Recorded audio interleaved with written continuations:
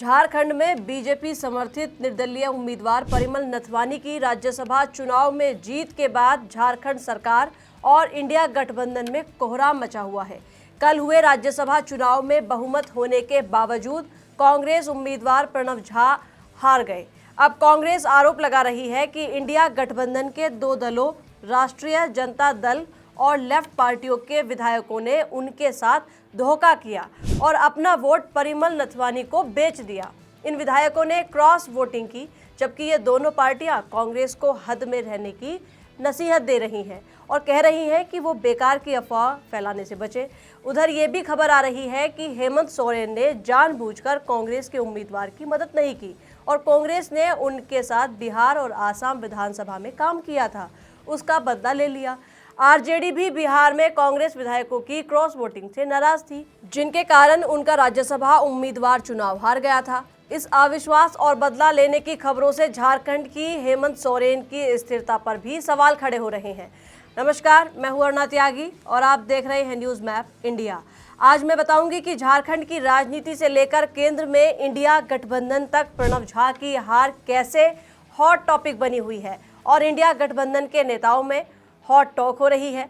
सब एक दूसरे को शक की निगाहों से देख रहे हैं, जबकि एनडीए के खेमे में जश्न मनाया जा रहा है। ये बात सही है कि अगर क्रॉस वोटिंग नहीं होती तो प्रणव झा की जीत पक्की थी।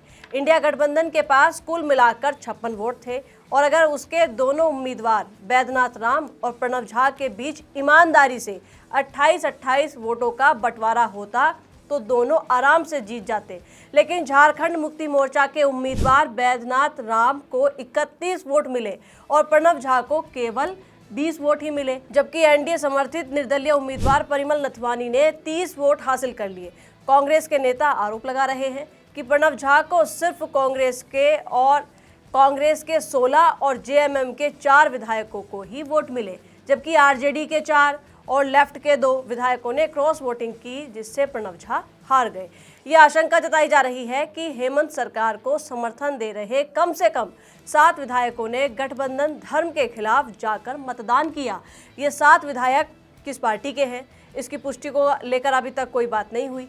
लेकिन कांग्रेस अपनी उम्मीदवार की हार के बाद लगातार अपने सहयोगी दलों पर सवाल उठा रही है।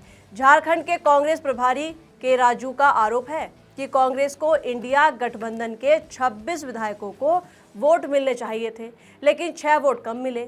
आरजेडी और सीपीआई एमएल ने धोखा दिया, जिसकी वजह से कांग्रेस उम्मीदवार चुनाव हार गए। वहीं कांग्रेस के वरिष्ठ विधायक सुरेश बैठा ने तो मुख्यमंत्री हेमंत सोरेन से आरजेडी कोटे के मंत्री को तत्काल सरकार से बर्खास्त करने की मांग की है। उन्होंने प्रणव झा की हार के बाद आरजेडी और सीपीआई एमएल पर गद्दारी करने के संगीन आरोप लगाए और कहा कि आरजेडी और माले के विधायक चुनाव से ठीक पहले तक तो हमारे साथ थे। अगर आप लोगों को चुनाव में कांग्रेस का साथ नहीं देना था तो इतना बड़ा नाटक और ढोंग करने की जरूरत क्या थी। साथ रहकर पीठ में छुरा घोंपना शुद्ध रूप से गद्दारी है। इन आरोपों की आरजेडी की तरफ से भी तीखी प्रतिक्रिया आई।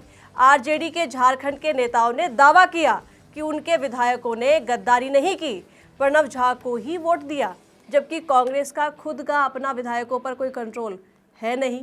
तो राष्ट्रीय जनता दल के ऑफिशियल ट्विटर हैंडल पर इस बारे में जो पोस्ट की गई वो भी मैं आपको बताती हूँ। इस पोस्ट में लिखा है कि झारखंड प्रदेश के राज्यसभा चुनाव में परिणाम से ये साफ हो गया है कि कांग्रेस अपने ही सभी विधायकों का समर्थन हासिल करने में नाकाम रही। दूसरे दलों पर बिना सोचे समझे अनर्गल आरोप लगाने से पूर्व स्वयं में झांककर मंथन और चिंतन करना चाहिए कि विगत मार्च महीने में राज्यसभा के द्विवार्षिक चुनावों में कांग्रेस के हरियाणा से 5 और ओडिशा से 2 और बिहार से 3 विधायकों ने बीजेपी के पक्ष में खुलकर क्रॉस वोटिंग की तथा जानबूझकर एब्सटेन रहे। अब फिर से झारखंड चुनाव में 3 नेता अपना असफल व नाकामी डेकोरेटिव और राजद व सीपीआई एमएल की बीजेपी विरोधी गुट को नुकसान पहुंचाने का प्रयास कर रहे हैं। ऐसे नेताओं की सतही लचीले और अधीर टिप्पणी से भारत गठबंधन की एकजुटता को नुकसान पहुंचता है। आरजेडी ने इस ट्वीट के साथ कांग्रेस के उन तीनों विधायकों के बयान दिखाए भी हैं जो उन्होंने बिहार में आरजेडी उम्मीदवार के खिलाफ क्रॉस वोटिंग करते हुए दिए थे। आरजेडी ने पूछा कि बिहार चुनाव में क्रॉस वोटिंग करने वाले ऐसे विधायकों पर कोई कार्रवाई क्यों नहीं की गई। आरजेडी ने इस ट्वीट के जरिए कांग्रेस नेताओं को ये याद दिलाया कि कैसे उनके विधायकों की क्रॉस वोटिंग से आरजेडी उम्मीदवार अमरेंद्रधारी सिंह राज्यसभा का चुनाव हार गए थे।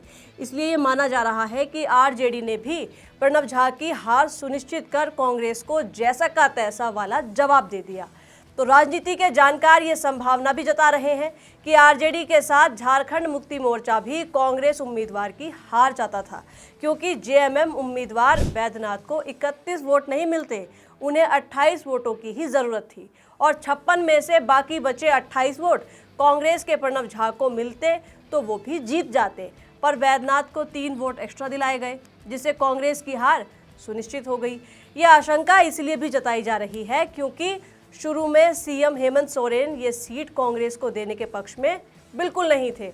बाद में कांग्रेस के वरिष्ठ नेता भूपेश बघेल ने उनसे बात की, जिससे वो मान गए, जिसके बाद वो प्रणब झा की जीत की कोशिशें करते हुए और सारी रणनीति सीएम आवास में ही बनी। वहीं पर विधायकों को मॉक पोल के जरिए वोट देने की ट्रेनिंग दी गई।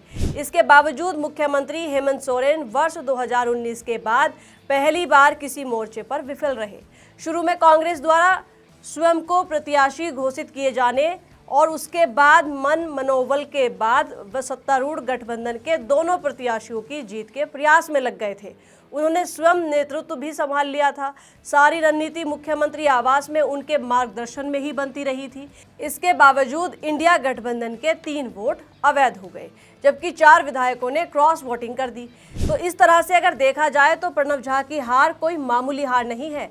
ये झारखंड की सरकार में शामिल पार्टियां झारखंड मुक्ति मोर्चा, कांग्रेस, आरजेडी और सीपीआई-एमएल में आपसी विश्वास और तालमेल की हार है।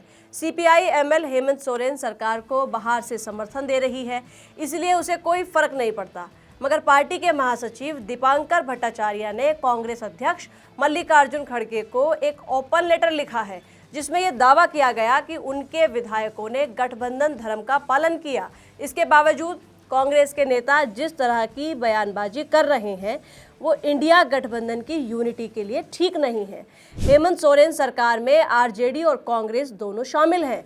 अगर कांग्रेस इस मांग पर अड़ी रहती है कि सीएम सोरेन आरजेडी को सरकार से बाहर कर दे, उनकी सरकार की स्थिरता पर भी असर पड़ सकता है। आपको क्या लगता है, ये लड़ाई कितनी आगे जाएगी? क्या कांग्रेस आसानी से प्रणब झा की हार को भूल जाएगी? क्या झारखंड में सत्ता में शामिल चारों दलों की ये तू मैं में सोरेन सरकार को संकट में ला देगी? आपको क्या लगता है, कमेंट करके ज़रूर बताइए। चैनल को सब्सक्राइब कर लीजिए। बहुत बहुत धन्यवाद।